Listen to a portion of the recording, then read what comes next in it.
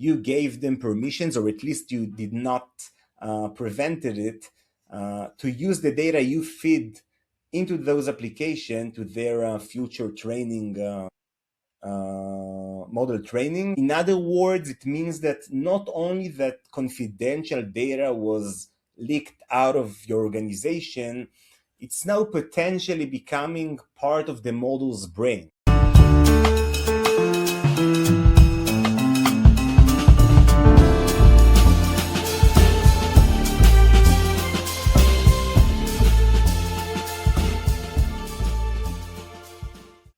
Hi folks, James here, and welcome to the Spyro Circle, this time in collaboration with Forbes Israel. So many CISOs are spending so much time and energy focused on traditional threats in cybersecurity, but there's a whole other area that deserves attention. It's called the shadow AI problem. What happens is that employees are using apps like ChatGPT or Gemini or Cursor to upload confidential IP or information into these systems. And so what happens is over time, these AI apps, unauthorized by the way, are storing and then generating the very information that companies are trying to keep secret. So it's caused a problem that many, many people need to address. And also, there are like 20,000 AI apps that people are using. The number's crazy. I spoke to Prompt Security co-founder and CEO Itamar Golan all about this. Prompt Security was founded 2 years ago, and not only did it receive $23 million in funding soon after it was founded, but it was acquired for $250 million by SentinelOne just 2 years later. That's a 10 times return on its investment. Exceptional by any standard. So we spoke about what it meant to monitor this kind of cybersecurity. We spoke about AI more generally, and then we spoke a bit about what it means to grow a company in this new category, and then when or how to choose the acquisition process. Anyway, I hope you enjoy. Itamar, thank you so much for taking the time. Thanks for inviting me. A pleasure to be here.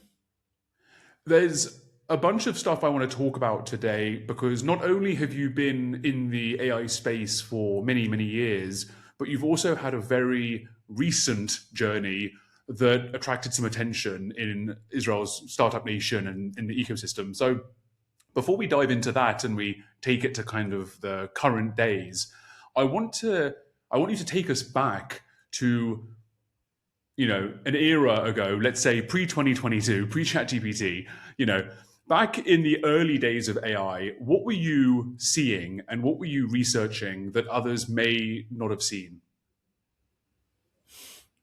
So first of all, to me, AI is like an old concept. If you would like, AI is already started on the 50s, and I already kind of played with it in the IDF around like 2011, 12. So it's almost like a 15 years journey.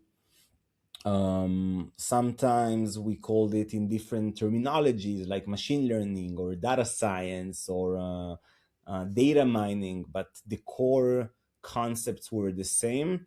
And then I kept trying it and playing with it. I've seen when the transformers have emerged around 2016, around the paper attention is all you need. And then I practice it in the academy and the industry in companies like Checkpoint and Orca Security, usually looking for ways to leverage the power of AI to build better security products. But around maybe 3.5 years ago, a little bit before we founded Prompt, we've seen that this is really becoming like a very powerful entity, if you would like. I don't want to give it conscious or something, but a very powerful tool. And we also seen that many enterprises, many companies are going to integrate it within their workspace and give it to employees to be more productive and to build faster and maybe more efficient apps. And that's when we've decided that we need to get more prepared to this era. Everybody's going to adopt it. There is no question about it. We're seeing it today.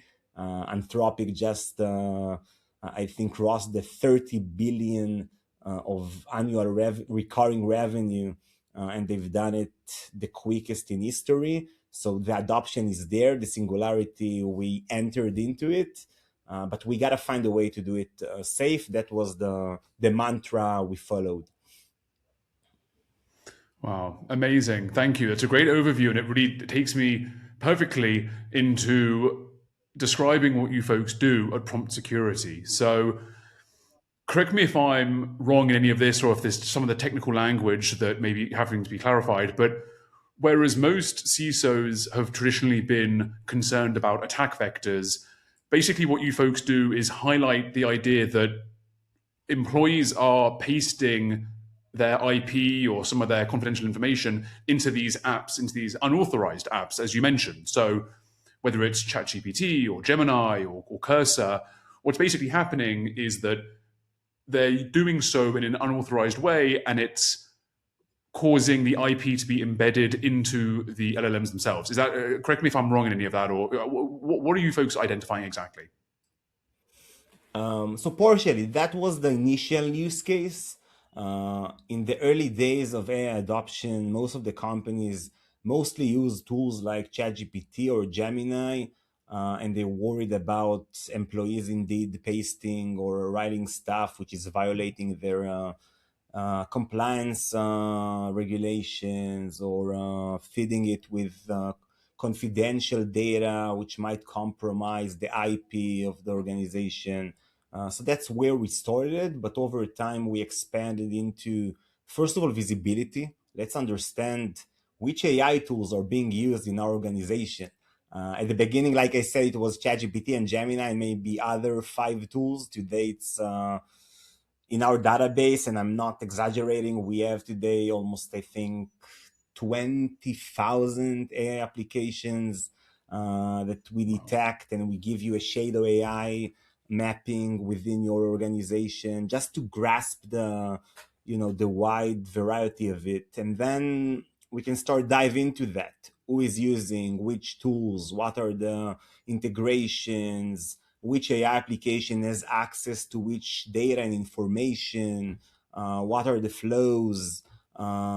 Which application might cause you more damage if a potential prompt injection or adversarial attack will arise. And eventually we also promote and enforce like runtime protection. So if we detect sensitive data leakage or prompt injection, we stop it in real time. We started from stopping sensitive data from arriving to tools like ChatGPT, but today we are a comprehensive platform for AI security, starting from visibility and wrapping it up with full runtime protection. Wow, and that's an extraordinary number, 20,000 different AI apps, and that's different apps entirely. That's not different products or different plugins or anything. That's different entities entirely, right? Correct. Correct. Wow. Today, How do you? essentially, in almost any SaaS application, website, native application running on your endpoint, we are converging towards a landscape which any one of those will be an AI application by itself. I don't think you can survive much longer if you are not doing something based or inspired by AI. So it's almost becoming a parallel, terminology. SaaS or application will be equivalent to an AI application within a couple of months. Wow. And so I've heard that I was doing some research ahead of our talk today, and the number you cited, 20,000, I suppose it's already been that's already an updated number from what I saw on my research before this call. But I've read somewhere that out of all of those apps, all of those AI apps, around 40% of those apps are defaulted to training on the data that's fed into them. So what does it mean when a company is doing that? Like, talk me through like some of these big numbers and how companies can like grasp them, because It's overwhelming, right? Yeah. How do you talk people through it? It is overwhelming, but it is at the same breath, it is the truth. Sometimes the truth is overwhelming.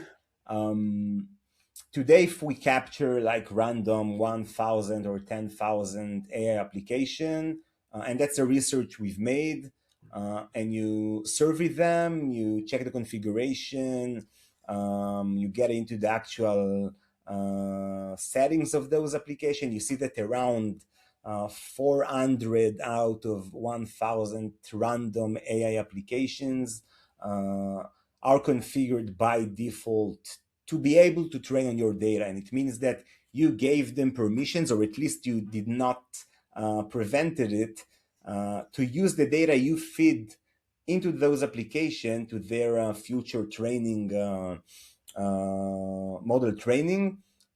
In other words, it means that not only that confidential data was leaked out of your organization, it's now potentially becoming part of the model's brain. Because what is it training? If you allow them to train on your data, it means that in a couple of weeks or months, they will run iterations of training. They would take Opus 4 something or GPT 5 point something. They will feed gigabytes or terabytes or petabytes of data, including your organizational data. And now it's embedded gradually in the model's brain.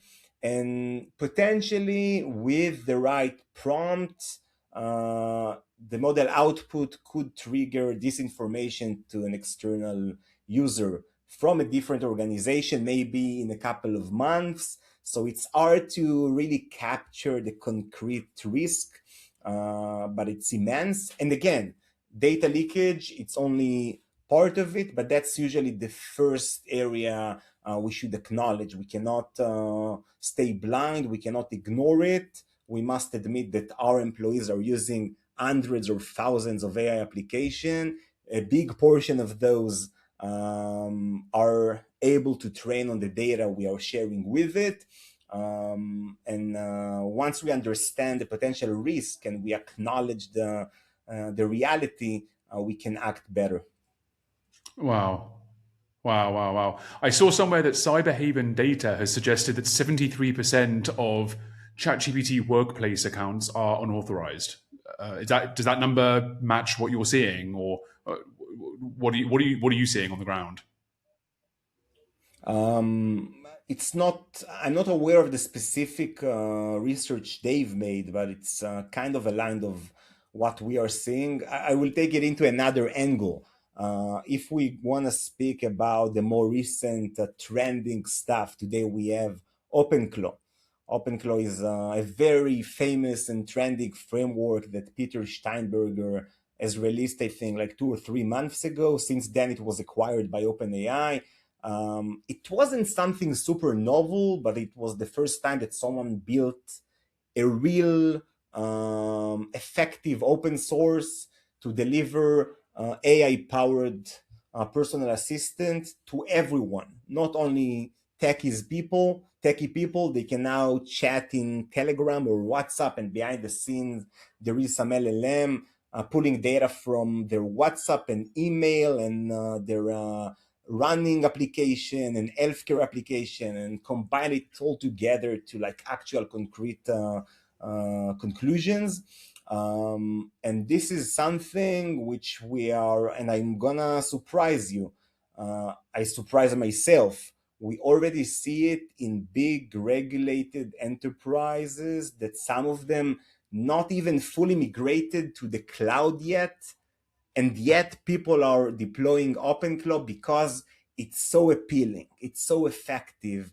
It makes someone like 10 or 100x more productive.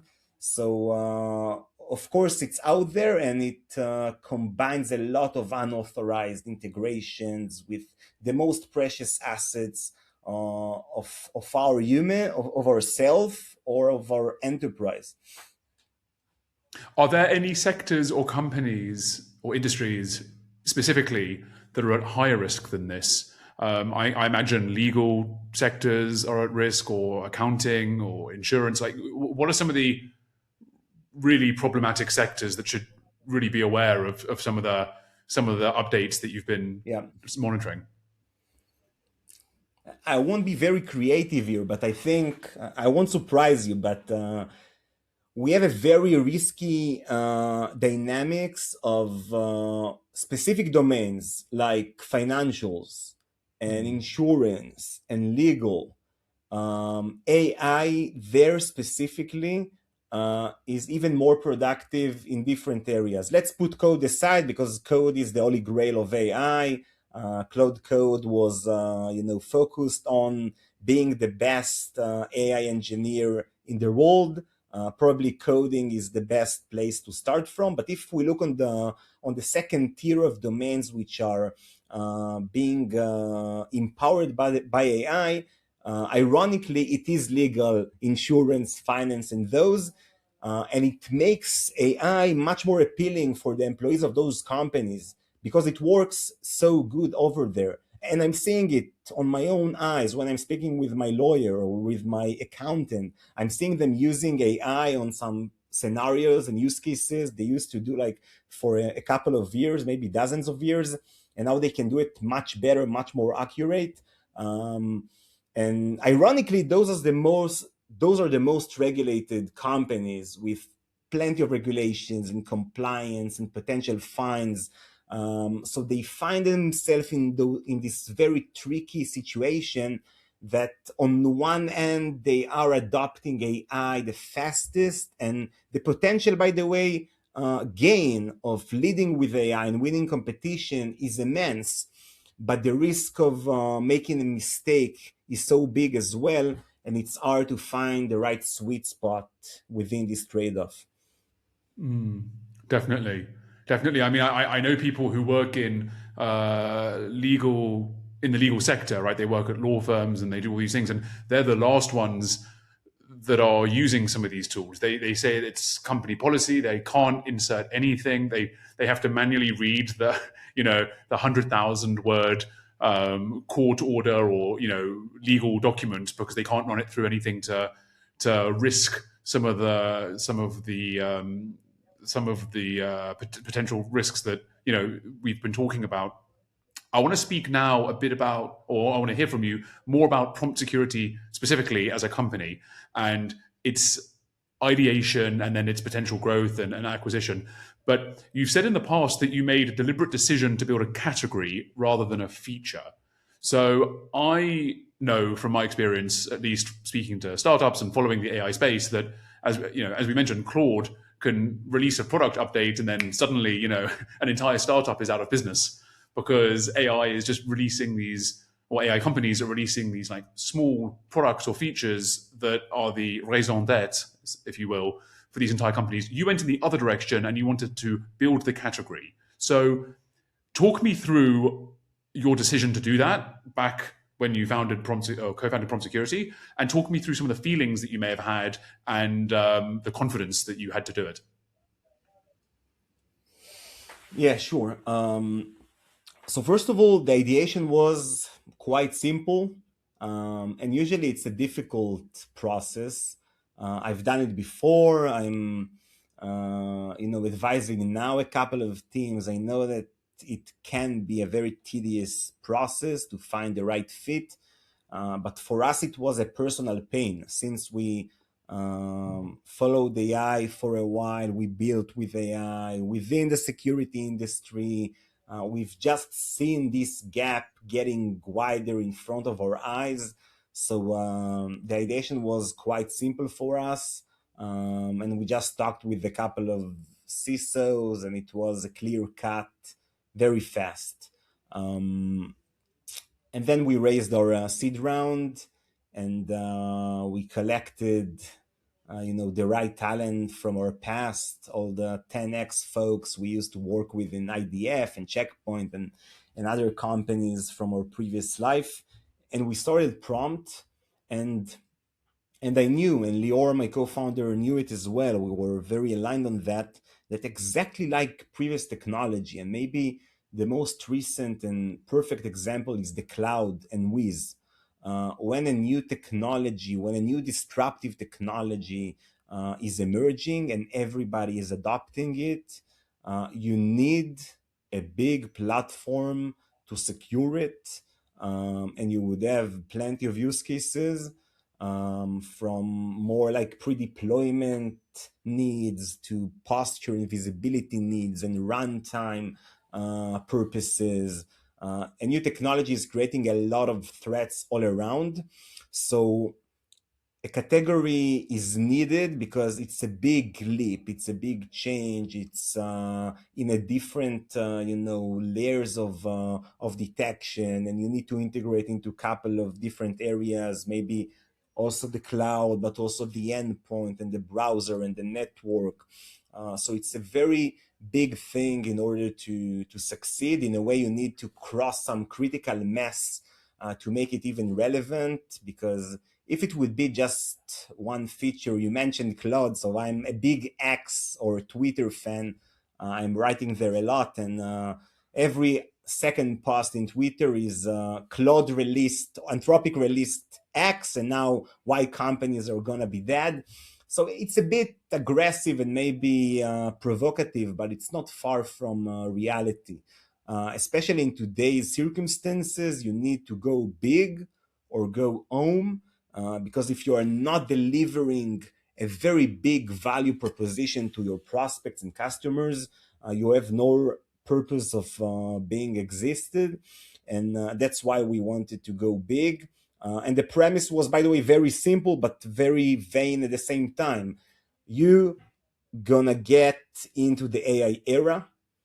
You want to do it fast. You want to do it quick. You want to do it efficiently, and most importantly, you want to do it safely. We're gonna be the way to help you do it safely, no matter what it means. And by the way, a part of it was to convince them that we are the right partner to walk through this very exciting journey. And today it's OpenClaw, and yesterday it was Hermes, and the day after it was some another agentic AI framework. There are going to be many different ideas, concept, technologies, and we're gonna try to protect most of them very quickly. And that's why we kind of knew that you need to build the whole new category, although it's very difficult. For sure, yeah. No, you can say that again. It makes complete sense, and it's really exciting to hear how from these new technologies come new threats and opportunities, and then from that entire new categories. Let's talk about the journey. So you're 2 years old. You mentioned your funding. I'll just clarify. You got $23 million in funding, but then within 2 years secured a $250 million exit following the acquisition of SentinelOne. So 2 years, 10 times return. That's exceptional by any standard, and was certainly highlighted in the My 2025 as investors one of are the my big. best friend today. Sorry. No, I said that my investors are my best friends today. Yeah, no, I'm sure that they're probably quite fond of you as well. Those early investors, yeah. What was the thing that made Sentinel-1 move the way it when it did, and what made you realize that was the right time? Like, so talk me through that moment where you realized that it was a good fit, and why you you Yeah. you did the things you like, why you exited the way you did. Sure. So actually, I haven't spoken about it, but we were about to sign our Series B term sheets. We got a couple of very big and appealing proposals from top tier VCs, and we found ourselves in the decision fork of are we gonna build a very big company, in the spirit of Sierra and Wiz, and maybe some of the big legends like Checkpoint or SentinelOne? That's like one path, and the other path is to go for the M&A. And it was a difficult decision to make because we were really successful at that point. The pipeline was increasing, by multipliers every month, and the inbound was huge, and we closed every couple of weeks like a Fortune 500 customer in a couple of hundred Ks ACV. So we had a very healthy business. And I've seen the trajectory to scale it into a big and successful company. Although I'm sure I would face many challenges in this journey if I would take it. But then we kind of seen the fact that in this AI reality, things are moving so fast. And if we really want to become the security platform for AI, which is the go to for most of the companies out there, we need to solve the distribution problem. It is true that we sold it very successfully relatively to an A round startup, but it's still relatively to an A round startup. If we want to sell it tomorrow in a couple of millions of ARR every day or every week or every month, then we're gonna find a very creative way to decipher distribution problem. And for that, probably the only way to go if you're selling enterprise and B2B is to find a huge distribution machine. And the clearest answer for that enigma was finding a new home, and a good home. And then we weren't looking for it, but we got a few inbounds from a few big incumbents, and we looked at our pipeline and we tried to see which ecosystem is the best for us. Like if we choose company X, does 50% of their customers gonna need prompt? Is it 10%, maybe 80%? And we had a lot of overlapping technology and also value propositions on the endpoint. And that made a decision very clear towards SentinelOne. Also, and not less importantly, because I'm considered as a very blunt guy, for better and worse. And I would say bluntly, most of the acquisitions are complete failure. Most of the founders are selling the company, and the company is fading out after a couple of months or years. I wanted to find an ecosystem that prompt is thriving within it, is growing, and is building a huge money machine, crossing the 100 million of ARR, like on the short term, and maybe the 1 billion of ARR in the mid long term. And SentinelOne felt like the right place for it. And they also acknowledged the fact that if we want to win the security for AI race, we got to stay very agile and very quick to adopt and adjust and change.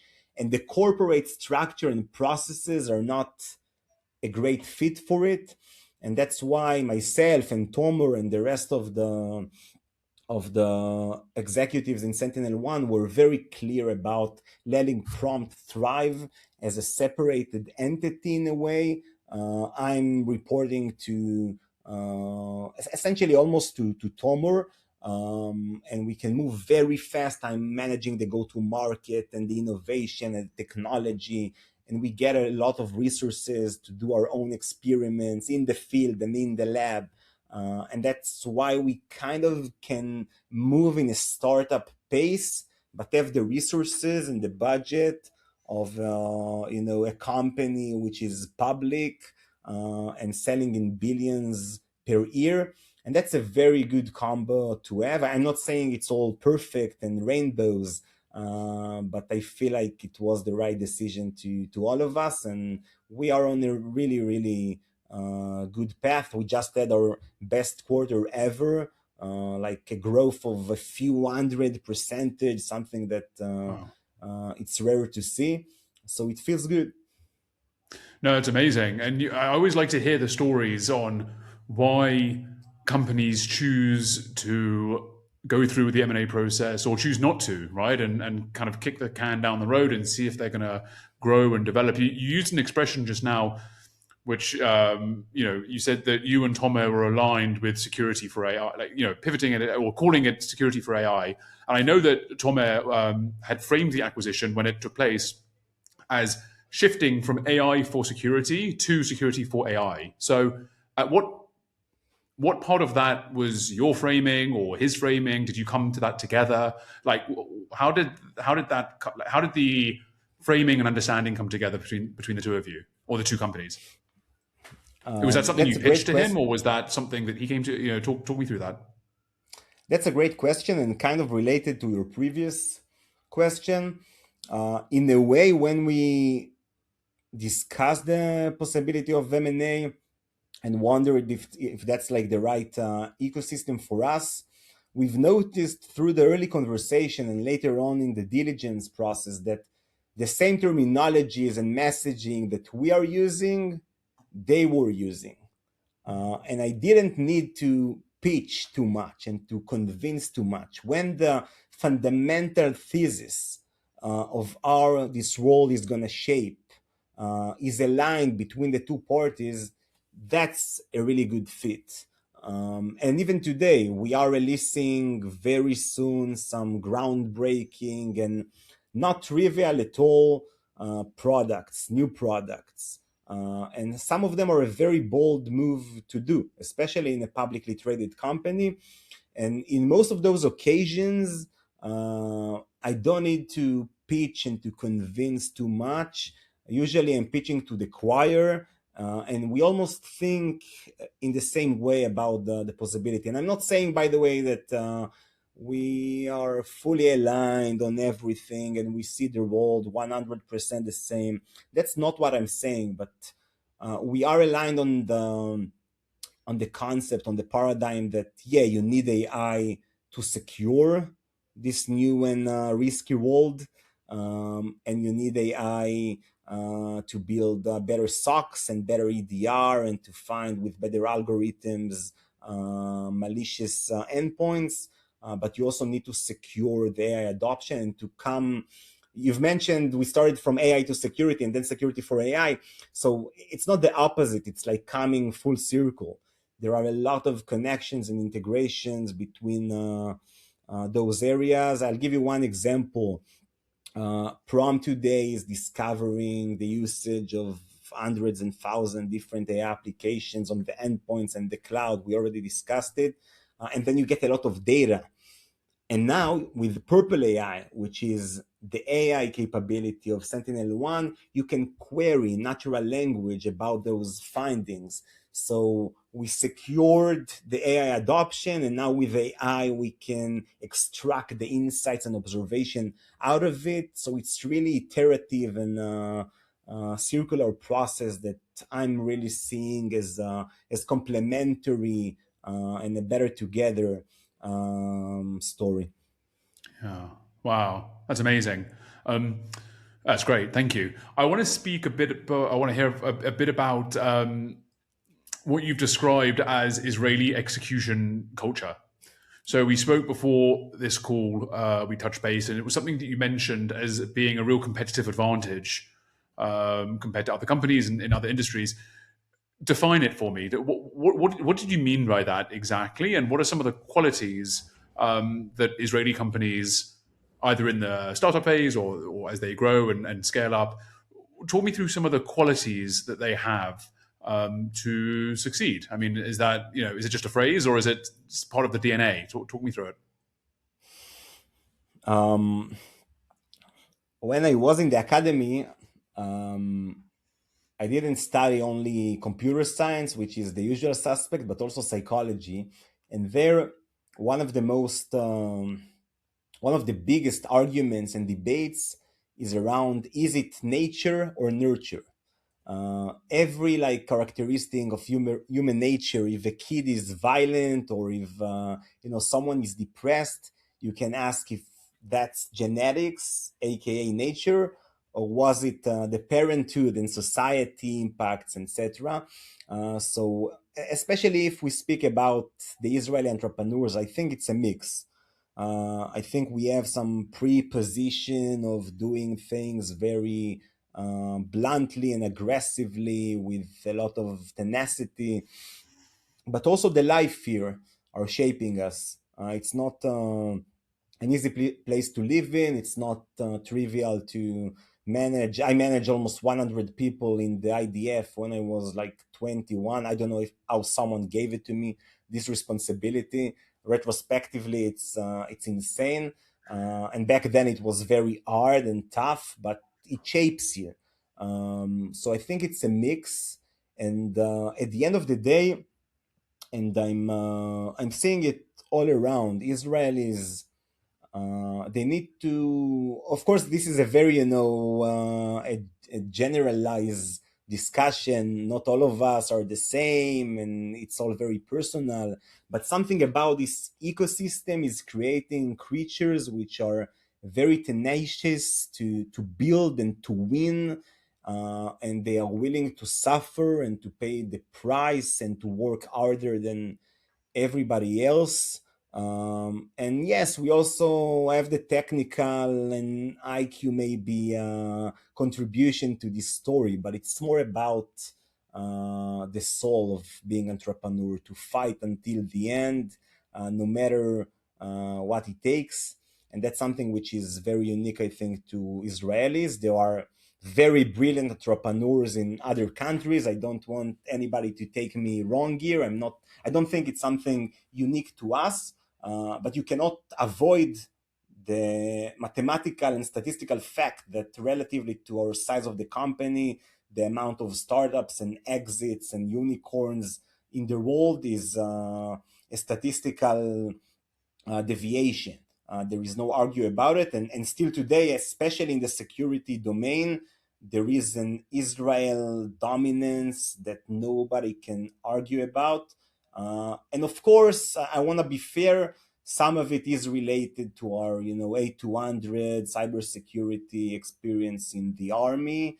You get a very intense experience in this young age, which is shaping you. They let you play with the most critical tools and games in the cybersecurity industry. You're gonna build it yourself. You're gonna be responsible for them and their impacts. So that gives you a lot of lessons to be learned to the future career of being entrepreneur. But there is also something special here. We cannot argue about it. For sure, definitely. I mean, it's worth noting as well that even though cybersecurity is a big part of Israel's startup nation, the inverse is also true in that Israel is a big part in the global cybersecurity conversation. So it's, Yeah, you know, definitely. I meant to the global right, cybersecurity. right, right. So it's not just that people outside of Israel may not realize just what a big player it is, obviously relative to its size and population and geography, but just in the industry, it's a key player, which is pretty amazing. And I want to Look, re-emphasize it, James, if I may, for some of us which are not fully aware. When I started the journey of prompt, I spoke with a couple of CISOs, that's like the Chief Information Security, of Fortune 500 companies, the biggest companies on earth. And I built a relationship with them. And eventually I asked them, tell me which tools are you using today for cloud security, for endpoint security, for identity security. And they gave me the list. International, huge American companies. And I saw that at least 50, I think 60% of that list was Israeli companies. wow. So totally re-emphasizing your point here. Yeah, wow, it's amazing. It's amazing. I want to go ahead now, and I want to look beyond where we are today, um, at the risks of agentic AI and what comes next, and maybe some of the things that people should be aware of. You've said before that security risks from agentic AI are shifting from theoretical to operational. So, what does the first major agentic AI security threat look like, or security incident? How does that going to look, and what should people be prepared for? Or has it happened? First of all, it happened. Nothing. super fancy that was already publicly announced, but a lot of things are happening, and it's correlated with the rate of adoption. Right now, I must admit, agentic AI was a very trendy terminology for already more than a year. But I think since OpenClaw and maybe the recent advancements of Claude, Cowork, and some of the knowledges here, now we are seeing real adoption in enterprises. Imagine the biggest company on earth saying things like, and this is almost a quote, we're gonna build an agentic AI personal assistant to each of our employees. Let me repeat it. If they have 100,000 employees, each of them gonna have like an intern, which is an AI personal assistant working for him 24/7. And over time, they are giving it more power, and they are decreasing the guardrails and the limitations. And now it can read emails, and tomorrow it can write emails, and now it can query the database, and maybe it can write code. And without even acknowledging that in real time, you find yourself in a situation after a couple of weeks or months that you get so much out of it. The value is insane. So you let it rip. You give it more and more privileges and power, and suddenly around 100, if we use the same analogy, around 100,000 of AI agents are accessing most of your assets in your organization with sometimes read and sometimes even write permissions. And if they want to do something they shouldn't, there are not many things which gonna stop them, either independently because of a mistake. Okay, AI sometimes can make mistake, and it deleted the database, or it sent an email to all of your customers with the revenue of the next quarter. Many things like that, which are insanely risky to the enterprise, can happen by mistake. But also imagine that someone got some access, like a malicious actor, to your organization.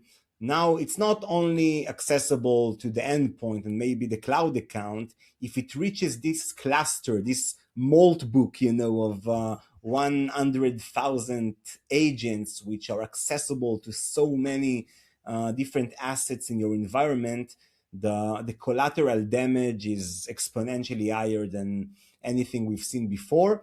And when I'm speaking with customers and prospects, we are starting to see the initial stories of what I've just mentioned, not yet like in this fully blown horrific scenario, because most of them have not yet adopted AI, agentic AI in that scale. But this is something I'm expecting to see within a quarter, maybe two, not much more than that. And accordingly, the productivity is gonna get much bigger, but also the risk is exponentially higher. Well, I was going to say, because you've been examining the space now for 15 years. You've been tracking it. So where are we on that threat curve? You said it's early days, and the adoption will continue to grow. But where are we in that journey? So it's very hard to say, and humans are very bad at predictions. So I'm gonna be very cautious here. But if we connect what I've just mentioned, and that based on my own personal observations and experiences, and we combine it with things like Claude Mythos, which might be a marketing stunt, but even if it's like 40% true, aka the ability of AI to penetrate many different environments and find 0 days, etc. These combinations is gonna be exploded within a couple of quarters tops.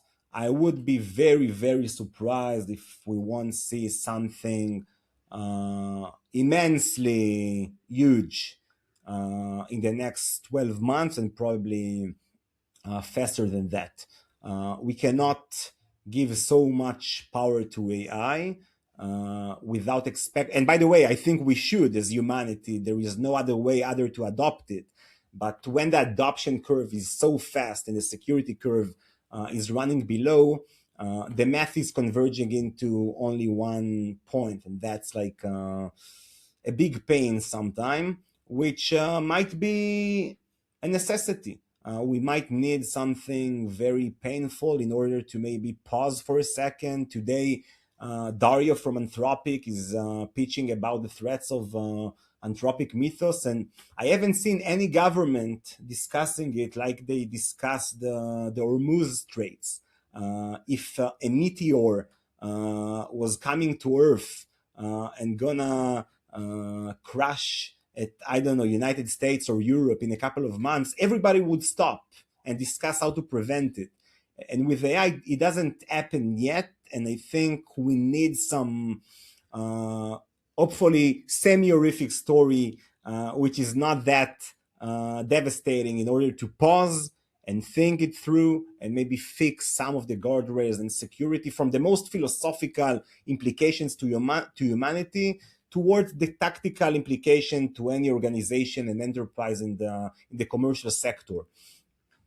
The concern is that those things happen only when it's too late, right? You don't want it to be too late for them to put the kind of worms back in the can, so to speak. So, what do you think?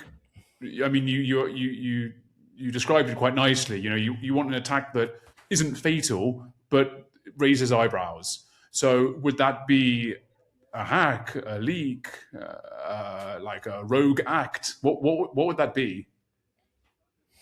I think leak is not enough, because we've seen many leaks before, and maybe now the leak would be bigger, and attacker would do it in a much easier way than before. But the output would be the same for the media and like the average person. I think we maybe need some huge hacking campaign, penetration campaign to many big organizations or governments that would make everybody understand that there is a growing power here, that we are not growing in parallel, an equivalent entity to secure it. Something like you said, that is not fatal, but hopefully big enough in order to understand. And usually, if we look at the human history, not only technology, that's what usually happens. Usually we learn retrospectively and not solving big things in advance. That's our nature. And I'm not saying it's bad, because the opposite alternative is that we wouldn't adopt technology that fast, like Europe, for example, which I think that's the biggest risk. Not building AI, not adopting AI, because you are afraid that sometimes something will happen that makes you stay in the cave days. So you gotta adopt it. You gotta stay conscious and acknowledge reality. And when something bad is about to happen, or unfortunately happened, then you act accordingly. Well, hopefully, folks like you are keeping all of us safe in the meantime until that day happens. Do you think that day is inevitable, or do you think we can kick the can down the road and keep everyone safe forever? No, I think generally in life, it's nothing is inevitable. We will need to face both the good and the bad implications of AI.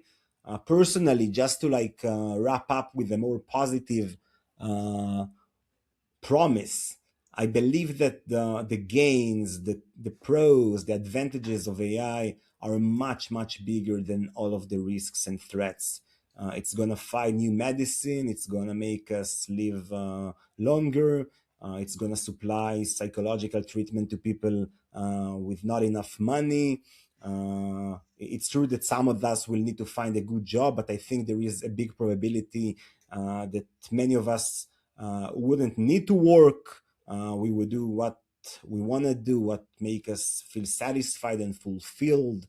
and AI is going to create a lot of positive stuff to all of us.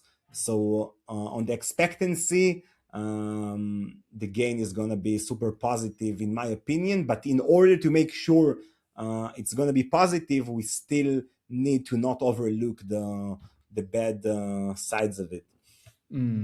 That's a great final note to end on. It reminds me of one of my favorite expressions, which is, when the light bulb was invented, a lot of candle makers went out of business, but the world got the light bulb. So out of new things come disruption that can bring bad things, but the overall net will be good, which is a promise that I love to hear because we're all in it together. Itamar, thank you so much for your time and insights today. It was so interesting to learn all about the industry and about your journey as a founder and as a company. I have one last question for you, which is, what is the best way for people who are listening or watching this to get in touch with you, to follow you, to stay up to date with all the things that you're up to? Easiest thing is to DM me over LinkedIn or X. I'll try my best to respond. Wonderful. I'll make sure to put those links down so anyone can follow you and DM you as they wish. Itamar, thank you so much for your time today. It was super interesting, and I can't wait to see how it all goes from here. It sounds like we have an exciting few quarters ahead of us. Definitely. Thank you very much for inviting me. It was a fascinating conversation, and we'll stay in touch. Thank you.